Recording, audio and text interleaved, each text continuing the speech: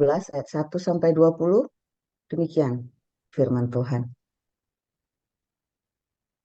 Janganlah engkau mempersembahkan bagi Tuhan Allahmu lembu atau domba yang ada cacatnya, atau sesuatu yang buruk, sebab yang demikian adalah kekejian bagi Tuhan Allahmu.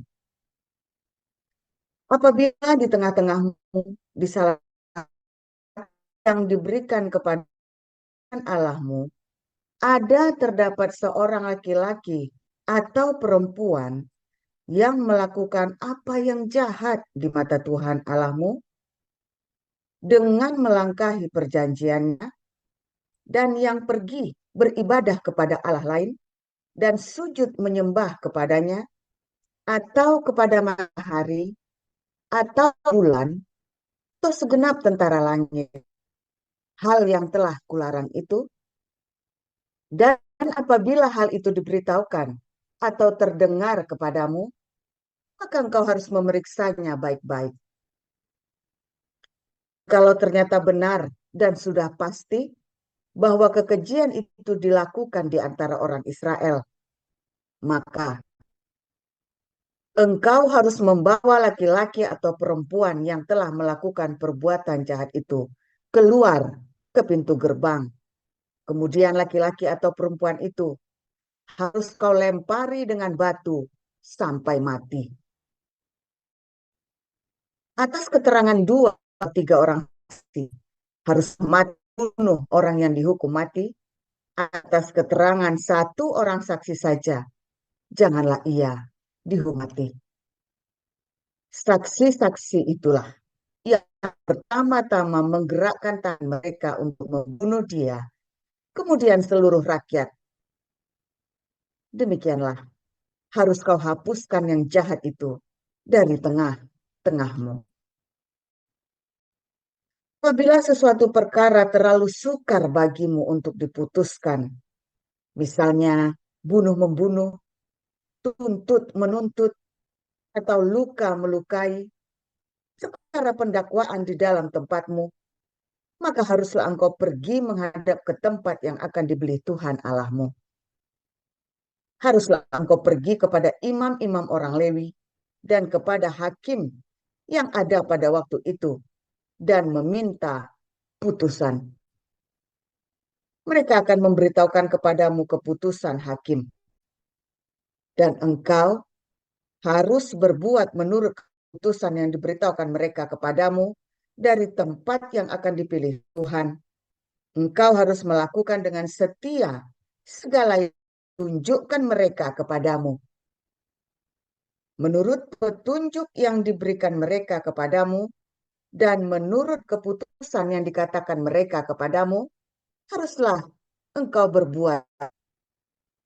Janganlah engkau menyimpang ke kanan atau ke kiri dari keputusan yang diberitahukan mereka kepadamu. Orang yang berlaku terlalu berani dengan tidak mendengarkan perkataan imam yang berdiri di sana sebagai pelayan Tuhan Allahmu, ataupun perkataan hakim, maka orang itu harus mati. Demikianlah harus kau hapuskan yang jahat itu dari antara orang Israel. Maka seluruh bangsa itu akan mendengar dan menjadi takut dan tidak lagi berlaku terlalu berat. Apabila engkau telah masuk ke negeri yang diberikan kepadamu oleh Tuhan Allahmu dan telah mendudukinya dan diam di sana, kemudian engkau berkata, aku mau mengangkat raja atasku, seperti segala bangsa yang di sekelilingku. Maka hanyalah raja yang dipilih Tuhan Allahmu yang harus kau angkat atasmu. Dari tengah-tengah saudara-saudaramu, haruslah engkau mengangkat seorang raja atasmu. Seorang asing yang bukan saudaramu tidak boleh kau angkat atasmu. Hanya janganlah ia memelihara banyak kuda, dan janganlah ia mengembalikan bangsa ini ke Mesir untuk mendapat banyak kuda, sebab Tuhan telah berfirman kepadamu, janganlah sekali-kali kamu kembali melalui jalan ini lagi. Juga jangan mempunyai banyak istri, supaya hatinya jangan menyimpang. Emas dan perak pun janganlah ia kumpulkan terlalu banyak. Apabila ia duduk di atas tahta kerajaan, maka haruslah ia menyuruh menulis baginya salinan hukum ini menurut kitab yang ada pada imam-imam orang Lewi. Itulah yang harus ada di sampingnya dan haruslah ia membacanya seumur hidupnya untuk belajar takut akan Tuhan Allahnya dengan berpegang pada segala isi hukum dan ketetapan ini untuk dilakukannya. Supaya jangan ia tinggi hati terhadap saudara-saudaranya. Supaya jangan ia menyimpang dari perintah itu ke kanan atau ke kiri. Agar lama ia memerintah. Ia dan anak-anaknya di tengah-tengah orang Israel. Lukas 11 ayat 1 sampai 23. Pada suatu kali Yesus sedang berdoa di salah satu tempat. Ketika ia berhenti berdoa, berkatalah seorang dari murid-muridnya kepadanya, "Tuhan, ajarkanlah kami berdoa, sama seperti yang diajarkan Yohanes kepada murid-muridnya." Jawab Yesus kepada mereka, "Apabila kamu berdoa, katakanlah, Bapa, dikuduskanlah namamu, datanglah kerajaanmu. Berikanlah kami setiap hari makanan kami yang secukupnya, dan ampuni kami akan dosa kami, sebab kami pun mengampuni setiap orang yang bersalah kepada kami, dan janganlah membawa kami ke dalam pencobaan." Lalu katanya kepada mereka, "Jika seseorang di antara kamu pada tengah malam pergi ke rumah seorang sahabatnya dan berkata kepadanya, 'Saudara, hijamkanlah kepadaku 3 roti, sebab seorang sahabatku yang sedang berada dalam perjalanan singgah ke rumahku, dan aku tidak mempunyai apa-apa untuk dihidangkan kepadanya.' Masakan ia di dalam rumah itu akan menjawab, 'Jangan mengganggu aku. Pintu sudah tertutup dan aku serta anak-anakku sudah tidur. Aku tidak dapat bangun dan memberikannya kepada saudara.'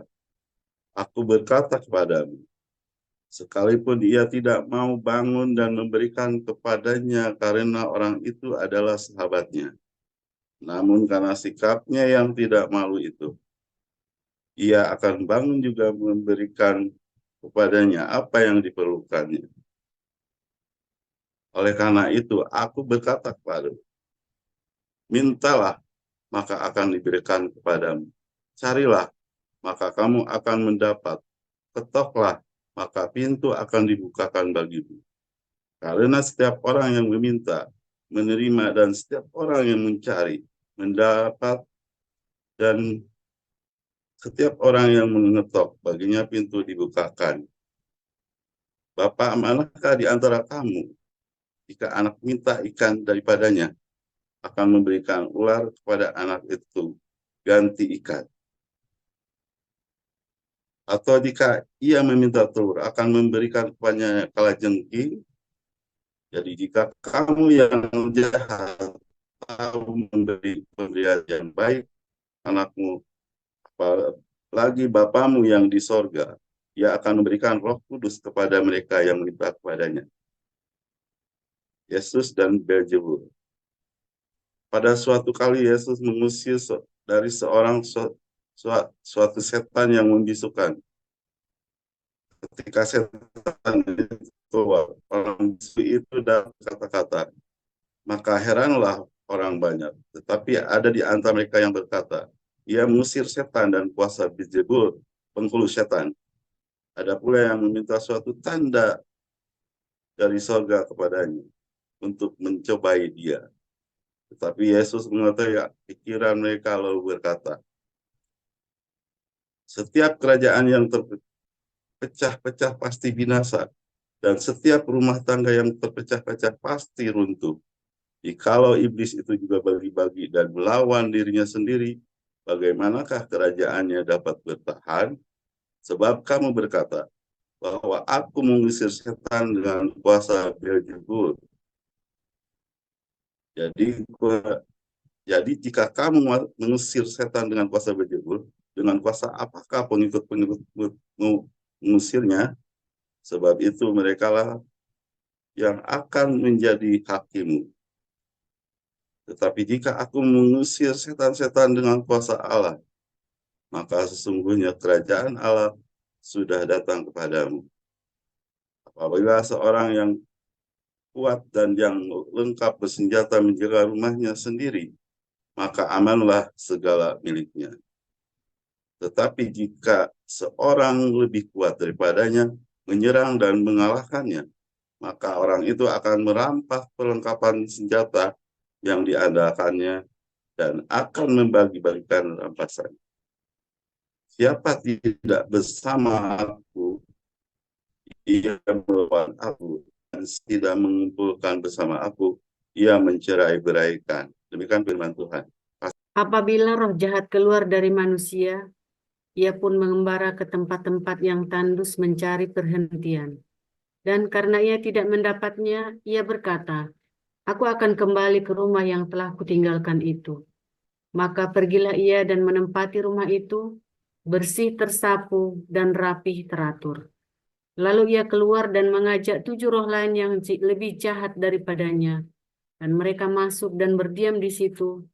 Maka akhirnya keadaan orang itu lebih buruk daripada keadaannya semula. Ketika Yesus masih berbicara, berserulah seorang perempuan dari antara orang banyak dan berkata kepadanya, berbahagialah ibu yang telah mengandung engkau dan susu yang telah menyusui engkau. Tetapi ia berkata, yang berbahagia ialah mereka yang mendengarkan firman Allah dan yang memeliharanya.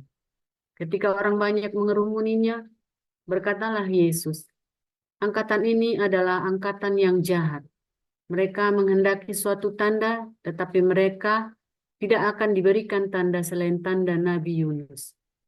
Sebab seperti Yunus menjadi tanda untuk orang-orang Niniwe, demikian pula lah anak manusia akan menjadi tanda untuk angkatan ini.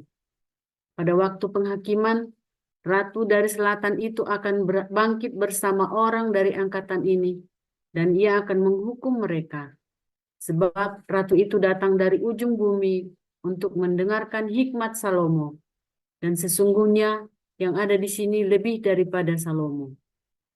Pada waktu penghakiman, orang-orang Niniwe akan bangkit bersama angkatan ini, dan mereka akan menghukumnya. Sebab orang-orang Niniwe itu bertobat pada waktu mereka mendengarkan pemberitaan Yunus, dan sesungguhnya yang ada di sini lebih daripada Yunus. Tidak seorang pun yang menyalakan pelita lalu meletakkannya di kolong rumah atau di bawah gantang, melainkan di atas kaki dian, supaya semua orang yang masuk dapat melihat cahayanya. Matamu adalah pelita tubuhmu. Jika matamu baik, teranglah seluruh tubuhmu. Tetapi jika matamu jahat, gelaplah seluruh tubuhmu. Karena itu, perhatikanlah supaya terang yang ada padamu jangan menjadi kegelapan. Jika seluruh tubuhmu terang dan tidak ada bagian yang gelap, maka seluruhnya akan terang, sama seperti apabila pelita menerangi engkau dengan cahayanya. Ketika Yesus selesai mengajar, seorang Farisi mengundang dia untuk makan di rumahnya. Maka masuklah ia ke rumah itu, lalu duduk makan. Orang Farisi itu melihat hal itu dan ia heran, karena Yesus tidak mencuci tangannya sebelum makan. Tetapi Tuhan berkata kepadanya, kamu orang-orang Farisi, kamu membersihkan bagian luar dari cawan dan pinggan, tetapi bagian dalamnya penuh rampasan dan kejahatan. Hai orang-orang bodoh, bukankah dia yang menjadikan bagian luar? Dia juga yang menjadikan bagian dalam? Akan tetapi, berikanlah isinya sebagai sedekah, dan sesungguhnya semuanya akan menjadi bersih bagimu. Tetapi, celakalah kamu, hai orang-orang Farisi, sebab kamu membayar per 10 dari selasi, inggu, dan segala jenis sayuran, tetapi kamu mengabaikan keadilan dan kasih Allah. Yang satu harus dilakukan, dan yang lain jangan diabaikan. Celakalah kamu, hai orang-orang Farisi, sebab kamu suka duduk di tempat terdepan di rumah ibadat, dan suka menerima penghormatan di pasar. Celakalah kamu, sebab kamu sama seperti kubur yang tidak memakai tanda. Orang-orang yang berjalan di atasnya tidak mengetahuinya. Seorang dari antara ahli-ahli Taurat itu menjawab dan berkata kepadanya, Guru, dengan berkata demikian engkau menghina kami juga. Tetapi ia menjawab, celakalah kamu juga, hai ahli-ahli Taurat, sebab kamu meletakkan beban-beban yang tak terpikul pada orang, tetapi kamu sendiri tidak menyentuh beban itu dengan satu jari pun. Celakalah kamu, sebab kamu membangun makam nabi-nabi, tetapi nenek moyangmu telah membunuh mereka. Dengan demikian, kamu mengaku bahwa kamu membenarkan perbuatan-perbuatan nenek moyangmu, sebab mereka telah membunuh nabi-nabi itu, dan kamu membangun makamnya. Sebab itu, hikmat Allah berkata, Aku akan mengutus kepada mereka nabi-nabi dan rasul-rasul, dan separuh dari antara nabi-nabi dan rasul-rasul itu akan mereka bunuh dan mereka aniaya. Supaya dari angkatan ini dituntut darah semua nabi yang telah tertumpah sejak dunia dijadikan. Mulai dari Habel sampai kepada darah Zakaria yang telah dibunuh di antara Mezbah dan rumah Allah. Bahkan aku berkata kepadamu, semuanya itu akan dituntut dari angkatan ini. Celakalah kamu, hai ahli-ahli Taurat, sebab kamu telah mengambil kunci pengetahuan. Kamu sendiri tidak masuk ke dalam, dan orang yang berusaha untuk masuk ke dalam, kamu halang-halangi. Dan setelah Yesus berangkat dari tempat itu, ahli-ahli Taurat dan orang-orang Farisi terus-menerus mengintai dan membanjirinya dengan rupa-rupa soal. Untuk itu, mereka berusaha memancingnya supaya mereka dapat menangkapnya berdasarkan suatu yang diucapkannya. Demikian firman Tuhan. Haleluya, firman Tuhan selalu baru setiap hari jika kita menanti-nantikan Tuhan dengan penuh cinta. Saudara, permasalahannya adalah kita seringkali ya tidak menanti-nantikan Tuhan dengan cinta. Dari mana taunya? Dari kebiasaan kita untuk melakukan asal-asalan, saudara ya. Saudara, beberapa pengurus ya, saya melihat beberapa pengurus ya melakukan dengan segenap hati ya, saudara ya. Saya kadang-kadang terharu melihat pengurus-pengurus ini ya, sampai ke bawah perasaan ya. Sedikit ada gesekan sedikit ya, lalu ya terus jadi begitu ya. Saya tahu ya pengurus-pengurus ini melakukan dengan segenap hati, dengan kesungguhan, dengan luar biasa ya, saudara ya. Kadang-kadang nggak hitungan masalah uang, nggak hitungan ya. Sehingga ketika terus terjadi konflik ya dia merasa saya ini melakukan buat Tuhan kok, bukan buat kamu. Nah, saya senang tuh kalau mereka berpikirnya seperti itu ya. Dia cerita, kamu kok nggak marah? Kan saya melakukannya buat Tuhan, Pak, bukan buat orang itu. Ya biarin saja, kan hanya Tuhan yang tahu, yang bisa menilai saya. Nah, dari situ saya ngerti, oh ini orang lahir baru, benar ya. Orang ini benar-benar. Seringkali saudara kalau kita melayani itu, saudara ya, kita berpikir gini loh, saya jelaskannya bagaimana nih. Saya tahu ya, namanya pelayanan. Ini pelayanan kok. Nah, ini cuma pelayanan. Ya, saya punya pekerjaan yang lain. Nah, lalu dia melakukan pelayanan ya sekedar saja, dia nggak mau pusing, nggak mau repot, nggak mau ribet. Nah, padahal, saudara, ketika kita melayani Tuhan, ya ribet, saudara. Ya, kenapa? Karena komunitas kita ini banyak orang bermasalah, ya kan? Saudara, pengalaman saya ya selama penginjilan dari dulu ya, makanya saya bilang teologinya Kristus itu adalah teologi penderitaan. Orang-orang yang mulia, orang-orang yang hebat, dia tidak akan datang pada Tuhan Yesus dengan sungguh-sungguh, saudara. Karena apa? Karena dia tidak butuh Yesus. dia merasa hidupnya sudah baik. Lalu ke gereja ngapain? Ya status sosial. Atau merasa supaya bertuhan saja. Lalu orang-orang ini kita rekrut untuk melayani Tuhan. Bahkan ada yang jadi pendeta ya. Ya orang-orang ini karena dia cuma berpikir, saya punya kerjaan yang lain. Oh saya pernah begitu ya, saya pernah begitu. Saya punya pekerjaan yang lain kok. Saya ini hanya melayani Tuhan saja. Akhirnya kita nggak bisa kesenggol dikit, saudara. Langsung kita ya nggak mau pegang. Langsung kita nggak mau pegang. Kenapa? Karena itu Pak, ini bukan kerjaan saya kok. Padahal sudah saya kasih tahu ya, melayani Tuhan itu bukan ketika kamu jadi pengurus. Waktu jadi pengurusnya itu kamu melayani komunitas.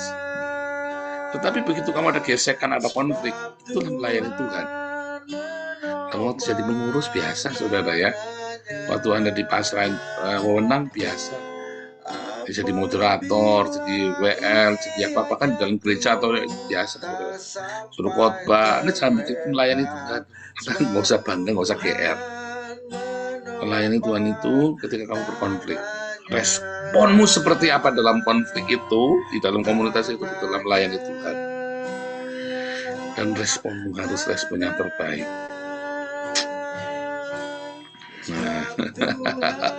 Nah ini dia, saudara, responmu harus yang terbaik. Dan saya selalu gagal dulu ya, selalu gagal. Responnya selalu gagal.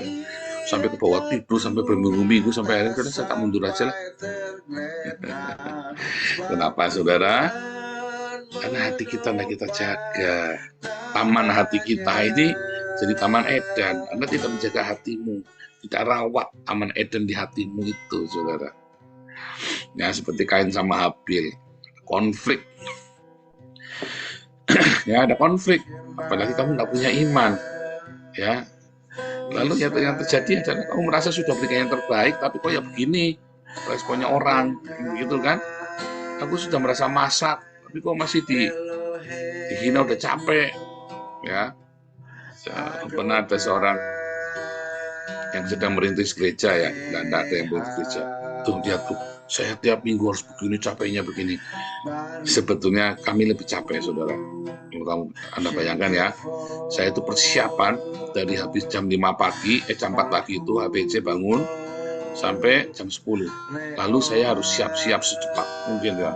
Kalau hari Sabtu itu ya, kalau penginjilan di Belanda. Dan setelah itu, saudara, kita mesti gotong-gotong. Wah, repotnya banyak sekali, saudara. Sudah begitu, kadang-kadang ada yang mutung atau ada yang bikin masalah itu salah satu. Dan saya tidak boleh ngamuk, saudara. Karena saya harus membuat suasana positif kan, supaya waktu memuji Tuhan itu jangan ruwet gitu kan. Bayangin, saudara. Nah, tapi itu yang namanya melayani Tuhan. Ya, kami juga di sini merintis sebuah jemaat. Saudara, ketika kita lagi merintis ini, kita bukan melayani Tuhan, saudara. Kita sedang melayani komunitas. Ya, tetapi begitu ada konflik-konflik, itulah kita melayani Tuhan. Waktu kita bikin senang-senang, kumpul-kumpul, guyup-guyup, senang semua kumpul-kumpul, makan-makan. Begitu ada konflik di situ, ada gesekan, itulah kita melayani Tuhan. Ya, barang siapa ingin menjadi yang terbesar di antara kamu, dia harus menjadi pelayan bagi sesamanya. Nah, kita menjadi pelayan bagi sesama kita. Ya, nah itulah yang menjadi masalah, saudara. Di dalam konflik itu kita harus belajar, jangan kasih sisa sama Tuhan. Jangan kasih sisa barang-barang hatimu yang sisa,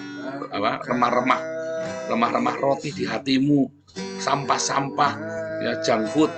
Kasih yang terbaik dari hatimu, Tuhan. Persembahanmu pada Tuhan. Kasih yang terbaik, saudara. Ketika kamu berkonflik, responmu ketika mengampuni, ketika kamu tersenyum, ketika kamu mengalah, bukan kamu pecundang ya, mengalah. Itu adalah yang terbaik yang harus bisa kamu lakukan. Tapi kesel, Pak.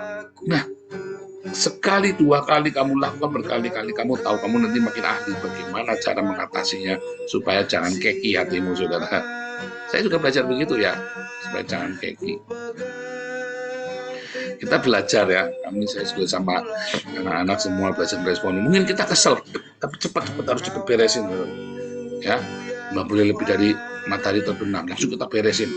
Terus kita tata hati kita cepat. Harus cepat tuh saudara. Kalau kamu tunda-tunda, makin lama makin ruwet kamu hatimu. Kamu harus belajar berikan yang terbaik dalam hidupmu, dalam melayani Tuhan. Saudara tahu nggak kenapa orang-orang Farisi ini, ya, Yesus itu ahli Taurat ya, dan dia berkonfliknya juga dengan ahli Taurat, ya kan? Dia ahli Taurat konflik dengan ahli Taurat. Di dalam konflik-konflik itu ahli Taurat itu saking, ya, karena mereka memberikan sampah buat Tuhan, ya, seperti Habel. Kenapa saudara tidak punya iman? Nah, ini dia saudara, itu yang kemarin saya hari Minggu saya jelaskan.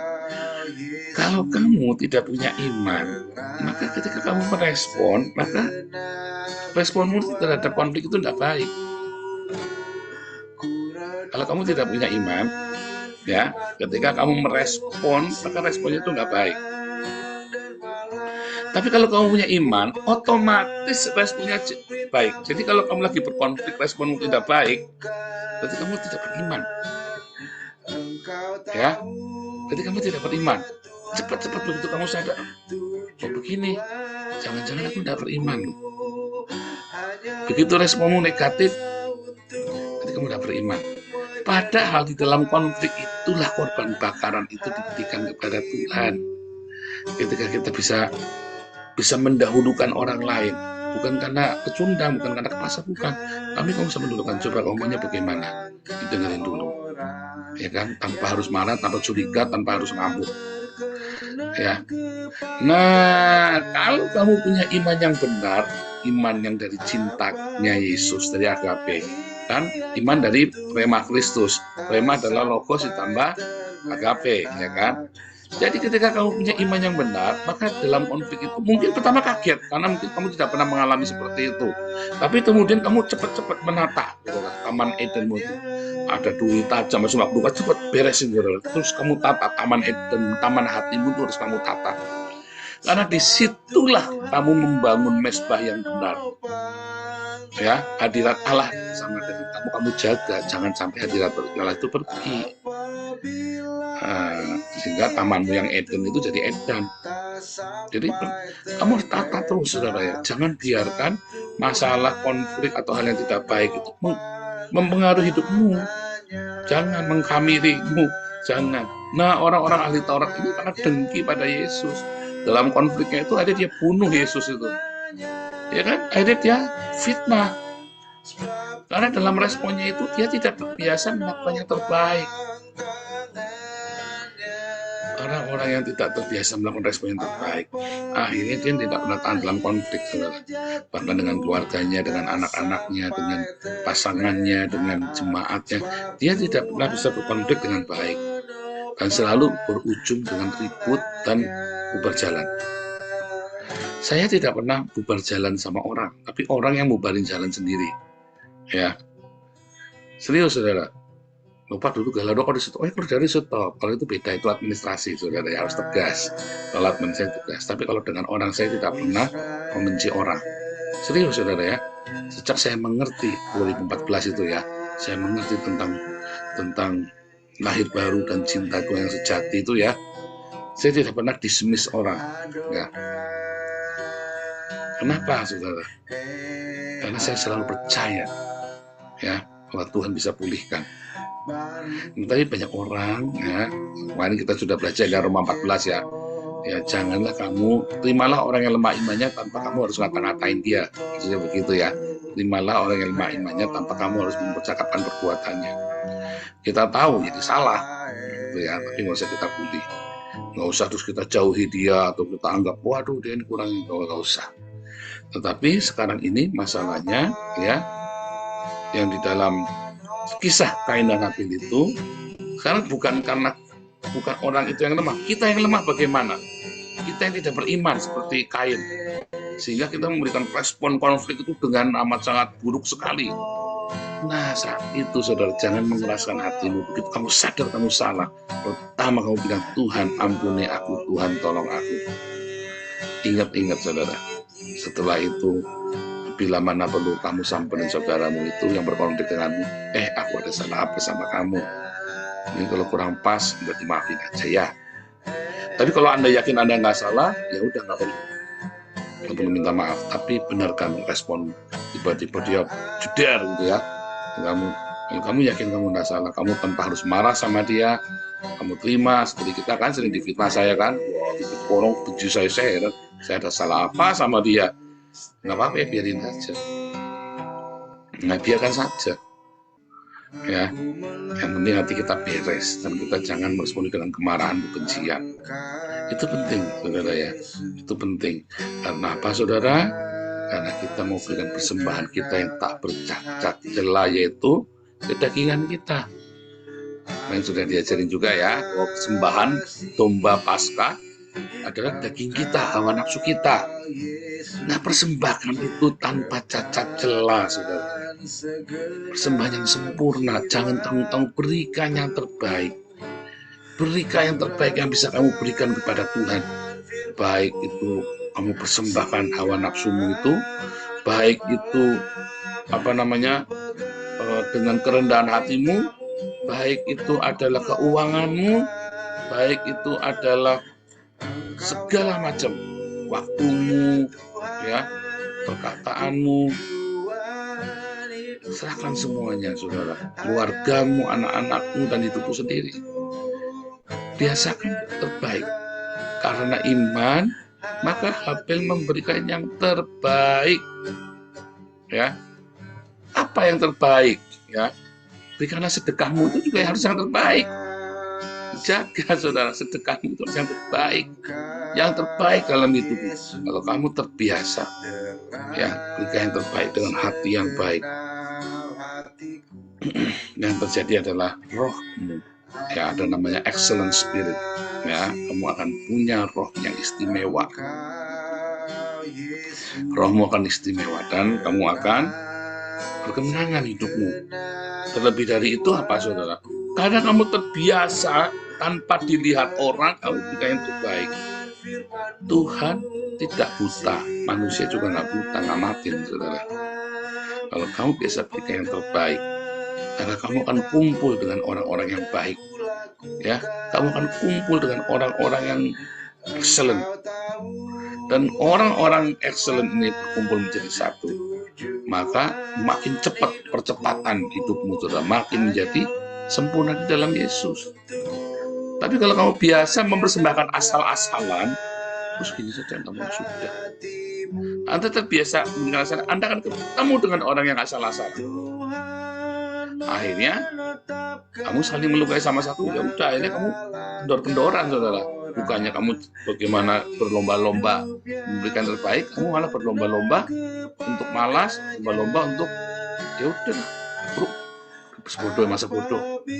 Nah, itu hati-hati, saudara. Kalau kamu sudah sampai titik itu, udah masa bodoh. Nah, itu hati-hati, udah masa bodoh. Saudara, Anda tidak melayani saya.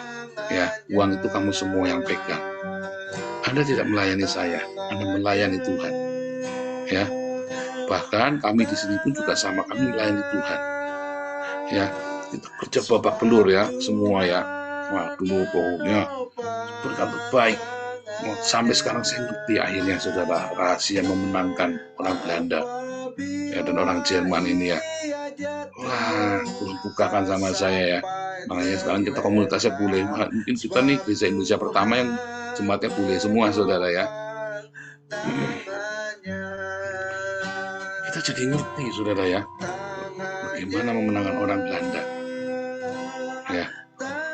Nah, saudara, ada yang lebih penting lagi selain kamu terbiasa melakukan yang terbaik, saudara. Yang lebih penting lagi, Tuhan berkenan. Kalau Tuhan berkenan sama hidupmu, maka apapun akan dibuka. Lah, kamu tidak biasa memberi yang terbaik buat Tuhan asal-asalan.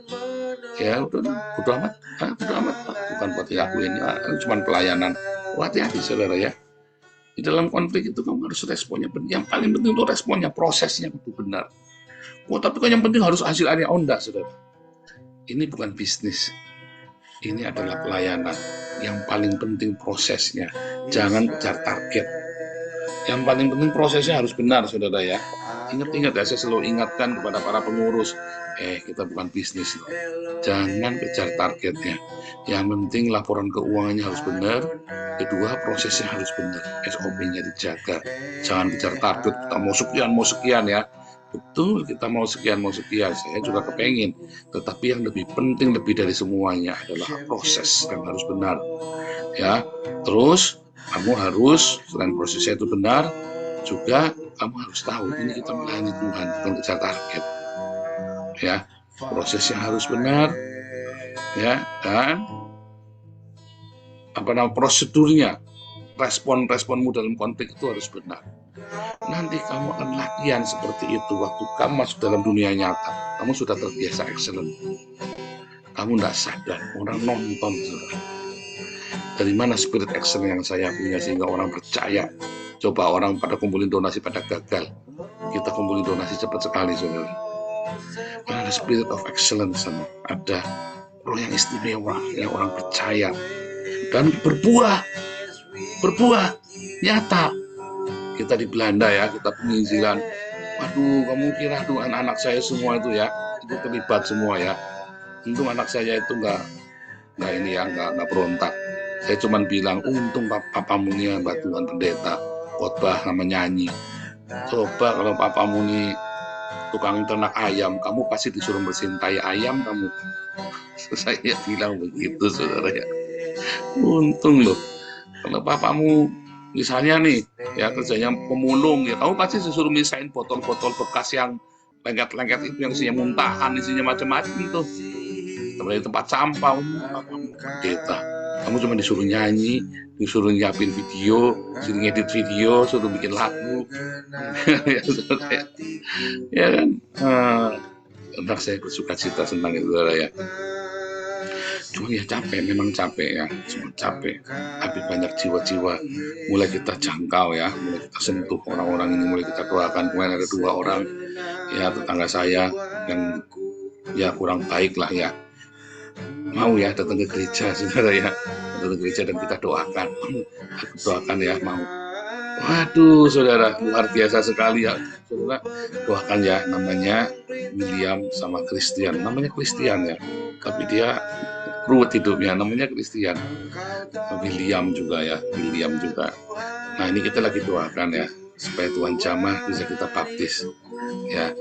Nah, itu saudara, itu pergumulan kami ya, ketika kita penginjilan ya. Saya ini misionari Indonesia pertama yang datang ke Eropa, teriak-teriak di jalan, bertobatlah ya orang Belanda, orang Jerman, orang Eropa, saudara.